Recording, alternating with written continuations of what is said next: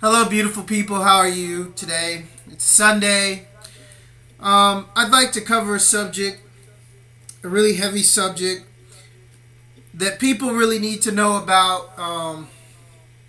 It's about HARP, and it's about HARP cars, and it's about Project Phoenix and low frequency microwave technology and the things that the government doesn't want to admit to because they gang stalk and single out people like me. Now, first of all, let me tell you why they've singled me out.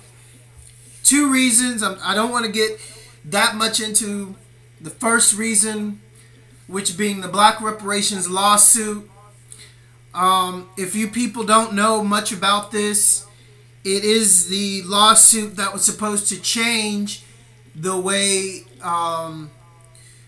I was supposed to live and to be looked at, and my lifestyle and everything, because due to my family being of sovereign blood on one side and the other side English royalty, not British German. What I mean by English royalty is two sides of my family from my father's mother's side. They were Breedlove and Lovejoy, and also the Ewings. The Ewings are Dutch royalty, but the Breedloves and Lovejoys were English royalty, and those people actually got out of prison in the UK on apprenticeships because they were enslaved. They were thrown in jail after the German monarch came and basically took over what we know as England, and they started the thing called British, Yiddish, Itish, British, Germanish, the fake Jews. So they started this in what we know as England, and this is the difference between an Englishman and a Britishman. British and English. If you go to the UK, they completely know the difference, and some people get offended when you call them British, because there's a difference. When you say you're British, you're actually saying that you're German descendant, not pure English sovereign descendant. So anyways, the black reparations lawsuit would have exposed this. It would have also exposed that due to my mother's side of the family, my mother's father, he's a Nubian Moor. The Nubian Moors were the brown, dark-skinned, sovereign people that were in the United States, all throughout the Americas, the first world travelers ever to be known throughout history. Now, there's a lot of stuff that's surfacing right now about, you know, they're finding old bones of, say, Caucasians, and they're trying to make Caucasians the first world travelers now because they found a few skulls here and there.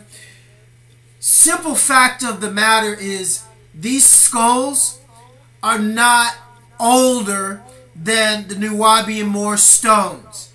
What this actually does is this places some logic and some truth on biblical stuff. But we all know the Bible, all that stuff happened much later than they talk about. It's much older. But what I mean is, okay, because they found Caucasian bones in specific places all over the world, and now they're trying to say the Olmecs weren't the first world travelers. Well, what this proves is, and it doesn't, you don't need to be a scientist to actually figure this out. What they actually did, the Olmecs, they enslaved Caucasians.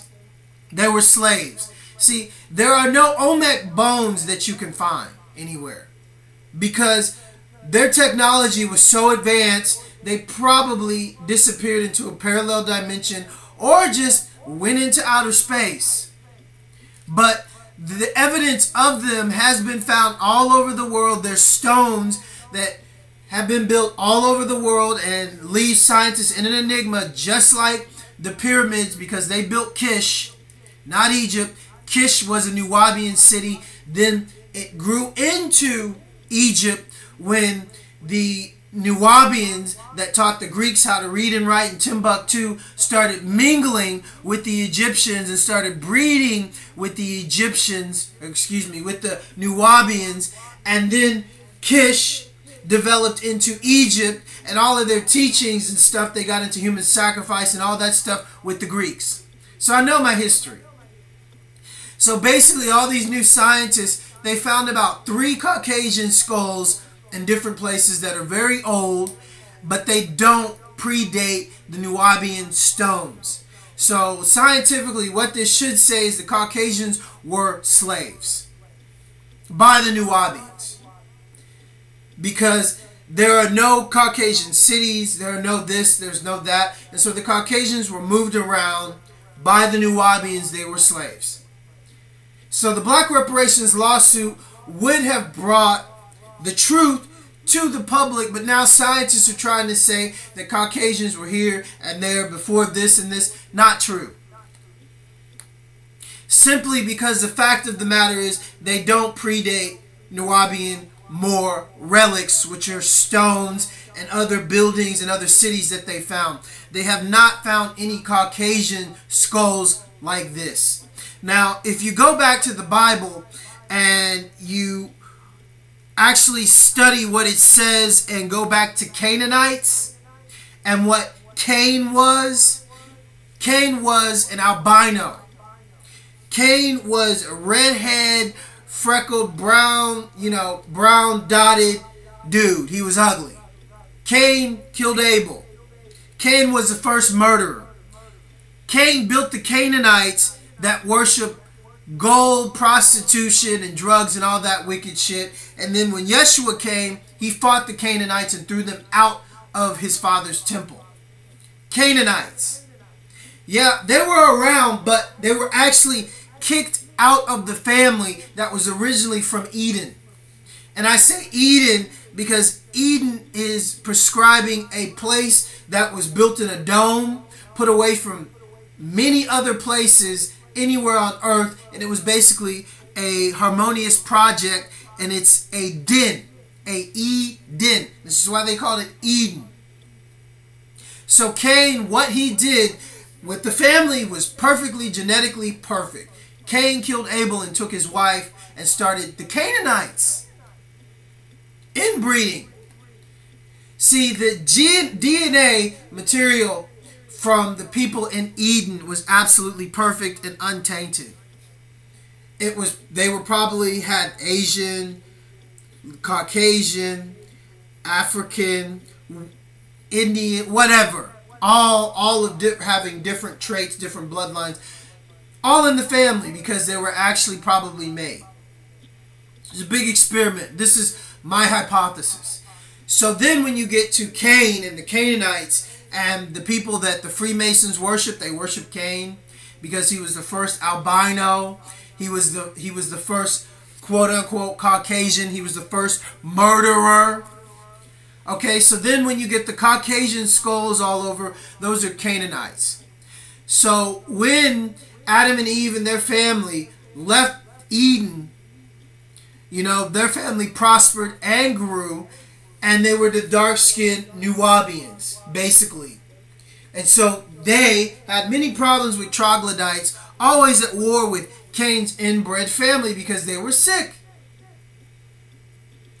Now, when you get into all of this history, it explains a lot with the Caucasian skulls being found in different places and how old they are, but they've never found any Nubian Moor skulls. I mean, Nubian Moors predate Maya, and they still don't know what happened to the Mayans. It's a big mystery. So anyways, my family is part of the Nubian Moors. We're the first world travelers. We're the ones that no one wants to admit to because this actually makes my people sovereign throughout the whole world, throughout the Americas. Our relics are all throughout South America, Easter Island, throughout Europe. I was in Paris and I dug up Olmec stones that were made out of the same stones on Easter Island. The thing about it is, I still have a lot of these stones. Miss DiCarlo, if you're out there listening to this, to all you scientists that are out there listening to this, I still have a lot of these stones. They managed to take away most of them at the airport, but I have a big package of them that I wrapped in paper. I still have a bunch of them. So basically, these stones are the same stones that are the same material as the stones on Easter Island, as a lot of stones throughout South America. They're fossilized. They're absolutely priceless.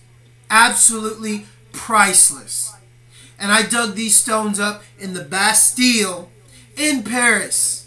Now, when I made this discovery, it was legendary because I actually put together, through talking to other Frenchmen in France, the history of the Bastille, because what I actually did is I would display these rocks on a bench close to where I was digging, and I would dig all day, all night, non-stop, because I was homeless. And so then during the day when the teachers would come with the kids, I'd show the kids their history. I'd show old people their history, and even scientists, French scientists, came out to view these rocks because they couldn't believe it, and they talked to me. They actually told me the history of the Bastille. They told me that the Bastille used to be an old French fishing village, predating the fort. Now that's a very long time ago. That's before medieval times. That's before they built the fort. That's before they built even Paris. They told me that it was a fishing village right there in the Bastille. And that's where these little rocks come from, because they used to put them on spears and spearfish.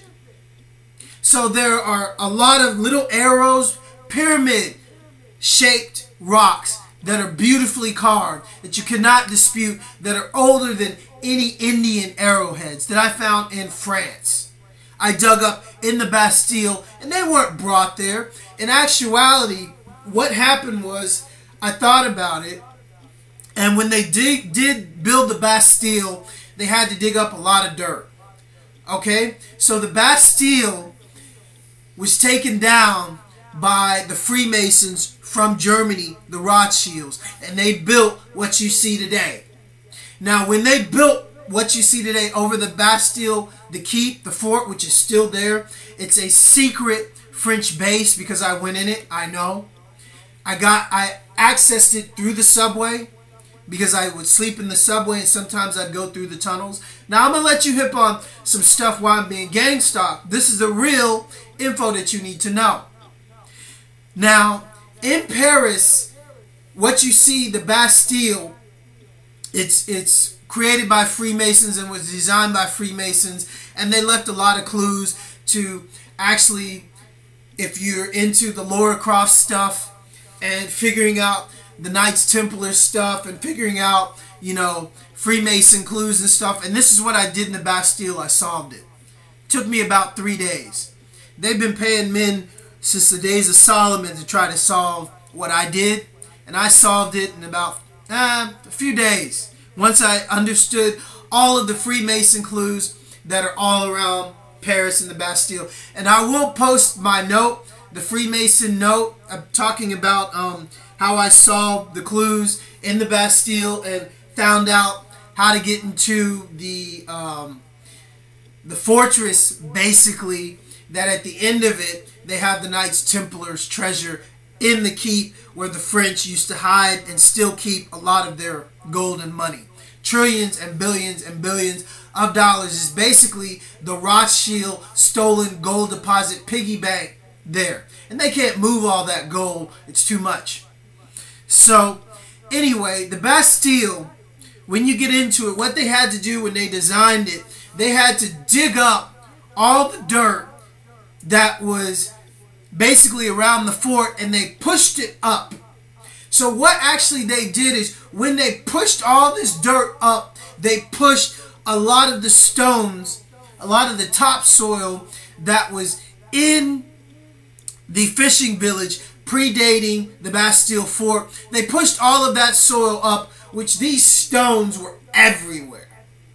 I mean, that village must have been huge. It must have been a huge fishing village. I estimate the Nubian Moors would travel in and throughout France, going to the Americas through Europe. So basically, that's the proof of these arrowheads that I have. They're absolutely priceless. To all you scientists, to Lauren DiCarlo, to anyone that wishes to see them, I'm here in Houston, Texas. Please give me a call, 4315 High Point Lane, Houston, Texas. I have nothing to hide. I mean, these gang stalkers are actually outside my home right now, and I'm recording this because they're actually stupid. With the right material, you can actually pick up the frequency. Let me be silent for about 20 seconds so you really good scientists can actually hear with the right equipment what the low alpha wave frequency is, because everything can be picked up on a recording.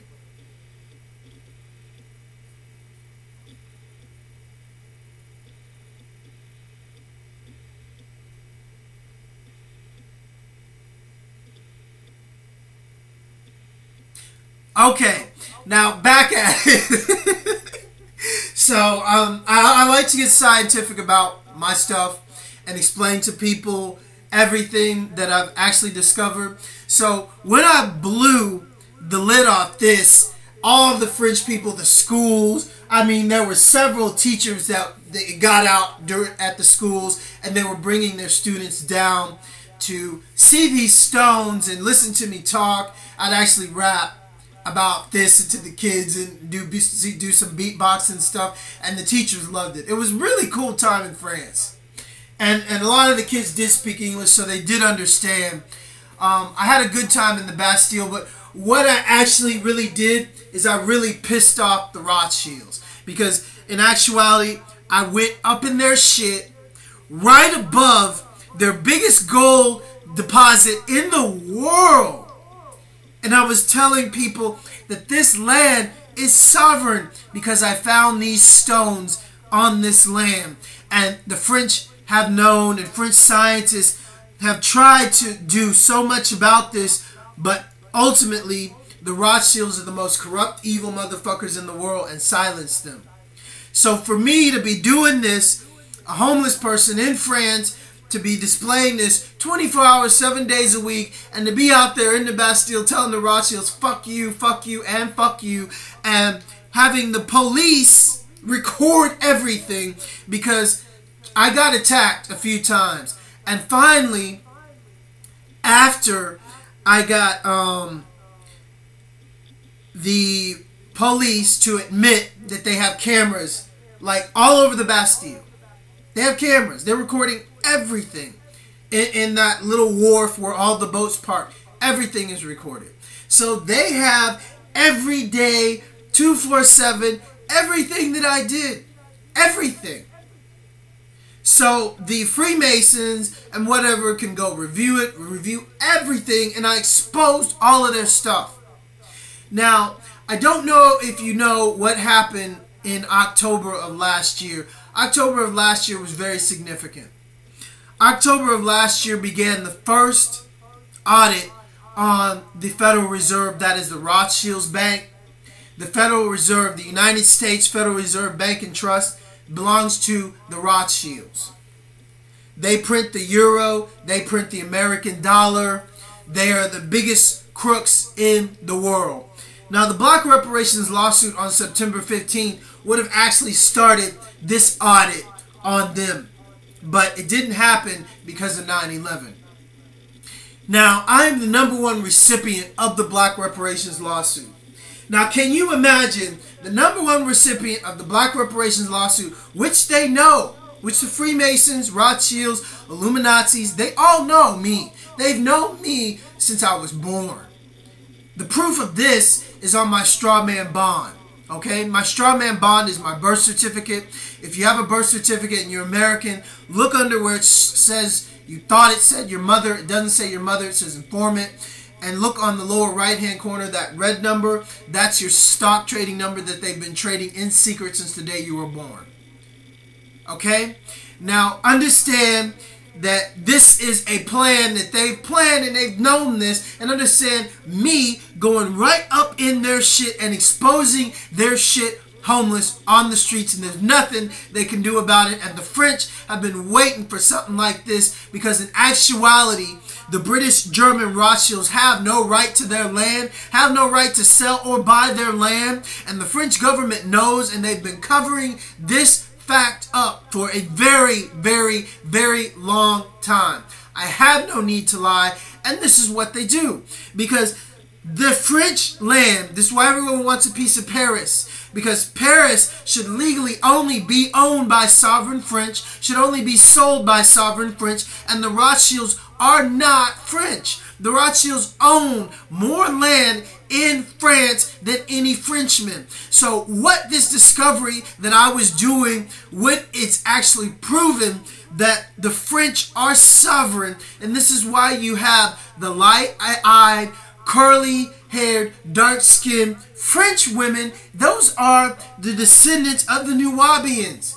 Those are the sovereign French. Those are the people that the Nazis hunted when the Nazis came to Paris. Those are the children of 90 Days of Sodom. If you never saw that movie, I've seen it once. This is what the Nazis did to French kids. Now, I was exposing all of this every day, every night in the Bastille, and I had the proof sitting right out on the street for anybody to come and dispute me, and they couldn't. So this is what I did in Paris, okay? And this is why I'm being gang stalked. This is why I have these motherfuckers pumping this low-frequency microwave shit inside my home, trying to make me sick, trying to make me depressed, trying to make me fat, trying to make me crazy, trying to do all this stuff to discredit me. So if I die of some strange disease or a heart attack or this or this or this, I go in silence. And it's like, oh, it's just a coincidence. Nobody killed him. He's crazy. Please, Nazis, I got the proof. I got the evidence. That's why I'm recording this. So then, when you get into what I exposed in Paris, government agents started to come down. Because I started to speculate one big thing. Everyone in the educated secret government world knows that 9/11 was done by the Federal Reserve Bank, was done by the Rothschilds, was done by the Bushes, was done by the Skull and Bones and the CIA, all incorporated. Because they run the United States slave trade, which is us, via the straw man bond in secrecy. So they couldn't have the black reparations lawsuit come out, because they couldn't have someone as educated, as talented, as gifted as me have money. Because if I had my studio, if I had a little bit of money, what do you think I'd be doing with it? I'd be on YouTube. I'd be giving my albums away. They would have been done years ago. Okay? So then when you get into everyone knowing this, my hypothesis was this. 9/11 was done. Everybody knows there was a ton of gold that was stolen from underneath the Twin Towers, okay? So this gold was taken on the trains, the buildings were imploded, and then the trains got out to the Bay of New York. From the Bay of New York, the gold was, put onto boats, and then the boats were shipped out to sea, and maybe these big boats met up with some smaller boats. Boats, I forget what they're called, but they're perfect boats for the rivers in Paris. They're like barges that are used to carry heavy material. So then when you get this, and say these boats met up with government boats, and then these specialized boats were made just to harness gold and to hold large amounts of gold. Okay, say these boats were brought into the Bastille, say maybe however long it takes for a boat to get from New York to Paris. And okay, and say this gold from the boats, after the boats parked in the Bastille, was secretly taken out by, say, scuba divers at night, and taken into the Bastille. Now let me tell you how I like really fucked them up, because in my note I exposed the underground little tunnel that I actually found that probably has a water entrance from underneath the Bastille. That's why when you go in the Bastille and go down to the little wharf part where the boats are parked, there's one pier. On that pier, there's one side of it is there's hollow stones. So that led me to believe that since it was hollowed out, there's a tunnel. So what I actually think is the Grand Blue, which you can go there if it's still open. It's a Freemason restaurant. They have Freemason napkins in the fucking restaurant. So the Grand Blue, that guy is the guy that controls when the door opens and shuts to the underground water tunnel. So with scuba gear and other stuff, you've seen it on James Bond, if they have these little motor things that they can put underwater and that actually have motors and you can put gold on it. They go through the tunnel and deposit the gold in the Rothschilds like little piggy bank. What I suspect is you can put stuff in because whoever designed it to put gold in, but you can't get it out until you find the key that I dug up. It's actually it's an old big stone that fits on the head of a spear. It's huge. So anyways, this is my hypothesis. And so I started writing all in the Bastille, what I thought and the clues and stuff. All my graffiti is all around there if they didn't take it off. So I got the attention of FBI agents. I got the attention of Interpol. I got the attention of French intelligence when I was doing this. So what actually happened, going back to the audit on the Federal Reserve, because even the French and some really good FBI agents really want to be free, and they know the Illuminati did this, because let me tell you about the FBI agent that died in the Twin Towers. Did you know there was an FBI agent, male, who knew about 9/11, who knew about Al-Qaeda, CIA, and knew something was going to go down, but he didn't know it was going to be in the Twin Towers. He knew something was going to go down in New York with Al-Qaeda, and he told some people, guess what? They gave this FBI agent a job of Twin Tower security. The first day he worked at the Twin Towers was, guess what day it was? 9/11. He died. So they don't talk about this FBI agent, but all of the other bullshit FBI agents know. Okay, so I was approached by an FBI agent. I was approached by a lot of different agents. So basically, to make a long story short, they asked me to do some investigation on how the Rothschilds were laundering money and doing other things, because they couldn't figure out how they were moving this digital money, because basically they were being audited and they're trying to hide their money. Now what I figured out is this. Now this really shouldn't be too hard for you guys to put your heads around, because after I wrote a note about this, I was approached by one of France's leading scientists. He was Iranian, and he couldn't believe, like, the note that I wrote. He couldn't believe somebody like me would figure this out, because I mean, he is actually a mathematical genius, and he came and sat and talked to me for about an hour in the Bastille, in the subway, one night, because I would sleep there because it was cold. Now, basically, this is what I figured out. You may have not heard this term. This is my term. It's called HAARP cars. HAARP being spelled H-A-A-R-P. Please look it up on YouTube. Weather weapon. That's what it is. It's a perversion of Nikola Tesla's technology.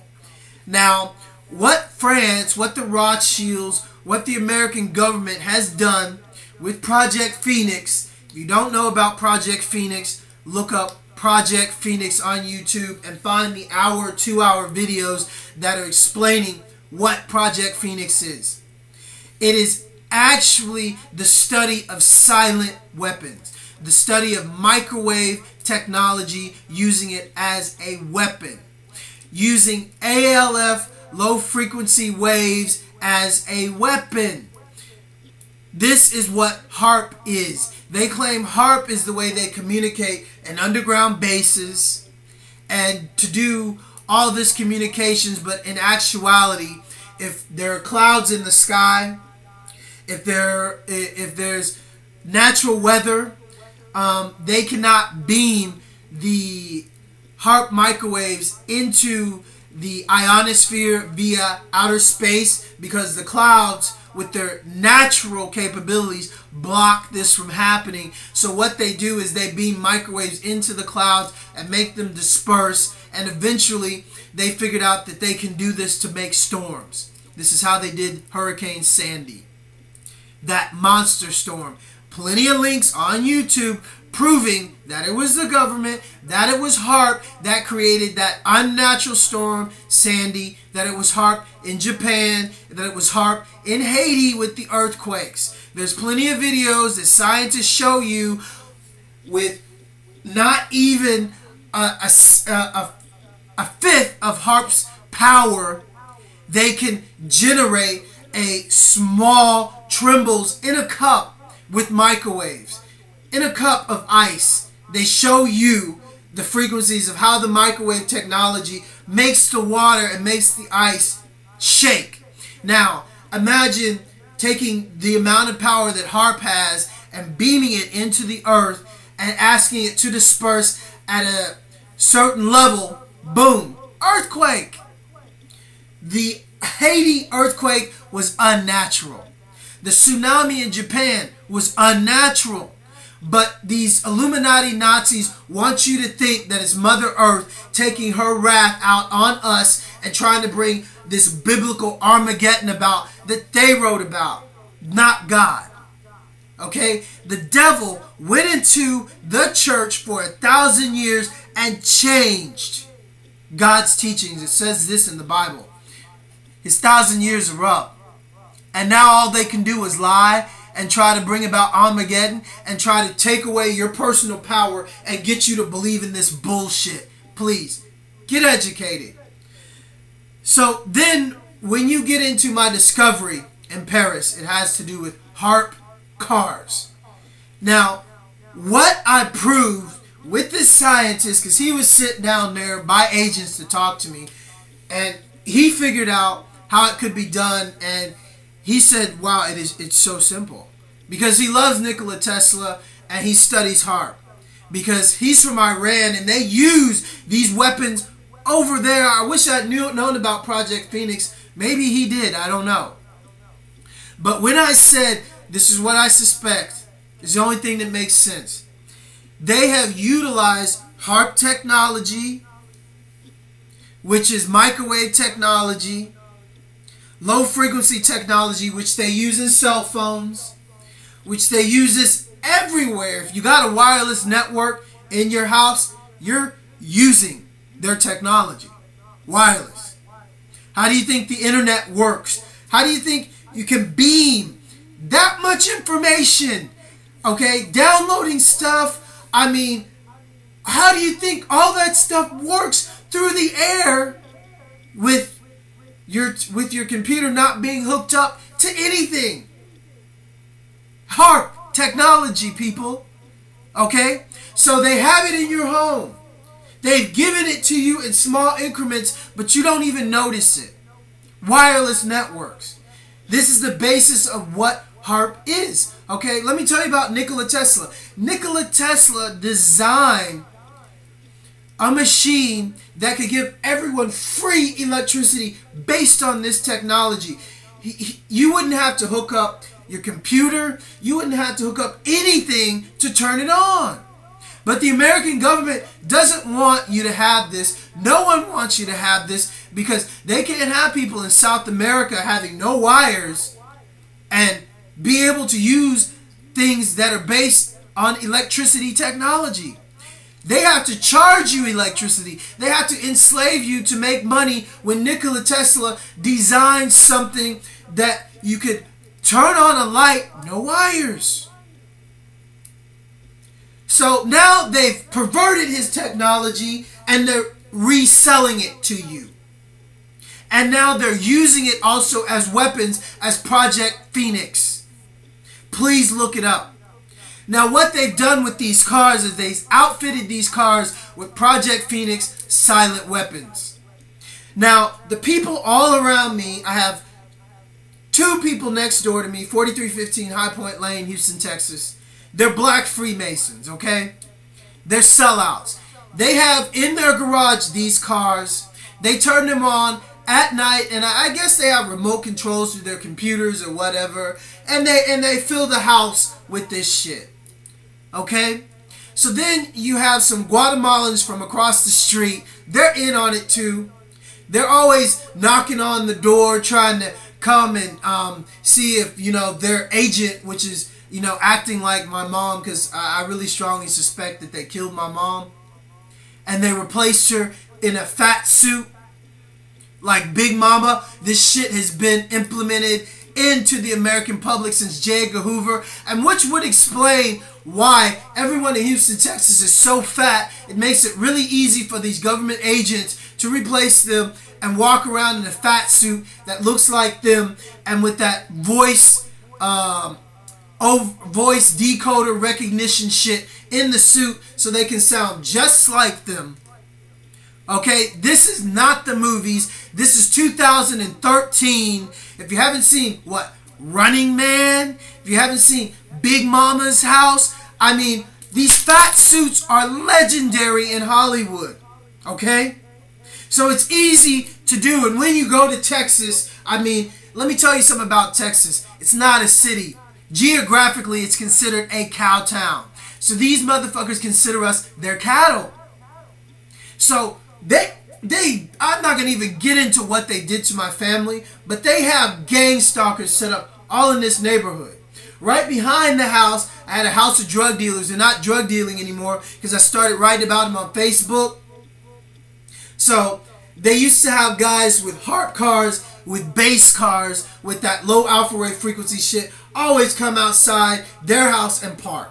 Now what they've done is they have there's Mexicans on the street behind me in a pink house. They're into it too. Now you can hear the phone ringing, and they always call, and it's always a toll-free number. It's always their robotic shit trying to stop me from talking about this. When I get a little bit too close to the truth, it always happens like this. So anyways, let me tell you something. I just hung up on them. So all of these motherfuckers in this neighborhood are being gang stalked. So all of you agents, I'm going to put this on Anna Chapman's page. I'm going to post this on my page. I'm going to post this on the secret agents I have on my Facebook. I mean, they already know, but I'm going to let everybody know. 4315 High Point Lane, so you can Google this shit. You know, Houston, Texas, 77053. I'm blowing up this house. I'm sick of being here. I'm being sick of gang stalk. I'm sick of having no money. I'm sick of being here every fucking day because I don't leave my home. Because if I left my home, gee, the gang stalkers would come in, change shit, put shit into my computer, fuck it up, then I wouldn't be able to get online. They've done it before. I have no need to lie. This is what they do, gang stalkers. I'm the #1 recipient of the Black Reparations lawsuit. So what they've actually done is they've outfitted these cars with Project Phoenix weapons. They are attacking me morning, noon, day, and night. But gee, I can handle it. I ain't dead yet. So when I get out of this house, and when I get my money, and when I get with the ladies that love me and around the people that love me, and I can start doing my thing and doing my music and writing and doing my art, I can be at peace. But now I am at war, literally at war in my own home. So I'm going to tell you what else I did today, because some significant things are going to be coming down. Everything about my mom that I just said on this video, I called a government agent that is friends with another government agent that is a rogue agent that is very well known throughout history and TV. I told her about my mom, told her about Project Phoenix, told her on her private line. So I'm doing this to protect her. Her name's Terry. Everybody knows the connection between me and Terry. I've had rogues protecting me for a very, very, very long time. Bless all of you. So anyways, getting back to Paris and what I exposed. Now, they actually were using, they use these cars for several things, okay? Now, I've told you about your wireless connections, but what you really don't know is these cars can park outside your home, hack into your computer, and take information out or put information in. Basically, make your network a secret virtual bank. What I mean by a secret virtual bank is they can put information in their bank accounts, this and this and this, and you not even know it. So another person at a specific time get all the information, how to get into your computer, where it is, you don't even know it's there, it's compressed, and then they drive by and get it out. They can do the same shit with your cell phones. Implant information in your cell phone, know where you are, have somebody drive by your car, take out that information, transfer information like this, and do it as fast as shit. Through triangulation and basically gang stalking you and using you as a TI and you don't even know it. So I explained all of this to government agents, and this is what I figured out. This is how they were moving the money and hiding the money with virtual banks. What I mean by a virtual bank is they would compress a large amount of digital money, okay, with codes, and it's encoded, and then say put it in free space on a cell phone, highly compressed. One of their government agents with a heart car or a cell phone knows where that person's going to be or knows where that person is, types in a code, per se their Bluetooth, and it accesses all the information and is downloaded into their phone, their laptop, their computer, whatever. Totally in secret. Government spy shit. Okay? I blew the lid off the Rothschilds shit like this, and then 2 weeks later, after I wrote the article, I was attacked in Paris. I was pretty much left for dead in the Bastille. I got in a fight in the Bastille, in that little nice walkway where all the trees were. My arm was broken. I have 2 missing teeth. I had severe head trauma. I had 2 broken fingers. I had severe back problems. I could not even close my jaw to eat food after surgery. I woke up in surgery. So this is what happened to me in Paris. And then I was stuck on the streets with a broken arm in Paris after this. And without the help of friends, thanks Chris, thank you Carrie, thank you to all my great friends for helping me get home and sending me money to get back here to this house. They set up this house for me not to leave. They set up everything and all these neighbors for me to be gang stalked, and that's what they do. Because I've been making videos and talking about these neighbors and everything that they do, and all of these frequencies can be picked up by low alpha wave frequency detectors, stupid neighbors. So anybody can actually see what the fuck you're doing, even from your garages now in your cars. Because now they're trying to limit the drive-bys, because it's making it a bit too obvious if somebody drives and sits in their car like they've been doing for the last 7 months. So be aware. Understand that I'm doing this to educate the public. I got stones that are absolutely priceless. They're worth more than American Indian arrowheads. They're all arrowheads. They're all pyramid stones. The stones speak, therefore I am silent, but I'm not going to be silent anymore. In all honesty, I want to have a life. I want to get married. I want to meet the woman of my dreams. I want to be surrounded by great women. I want to be taught by them. I want them to love me. I want to provide and make a place where women and children can go in safety, where they don't have to be worried about being stalked. And I want to be around people that know about this and that understand and that are highly intelligent and that live through it. I want to move on with my life. I want to have my kids. I want to just breathe again. So this shit is coming to an end really soon. I thank you for your time. bless all of you. I have no need to lie. It's very real. I like to say this again. If you have a wireless connection in your home, please get it out if you have a baby or kids or small children.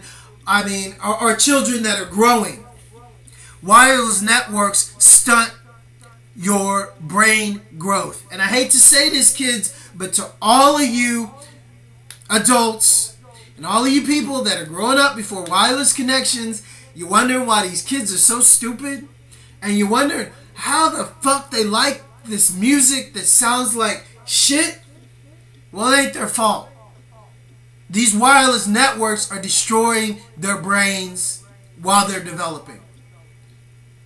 I strongly urge you to look up the microwave outputage of your wireless network and look up how much output it takes to cook a chicken in a microwave. Then you'll have your answer. But just imagine they're cooking you really slow. And your brain cannot develop, and it's shutting down your third eye.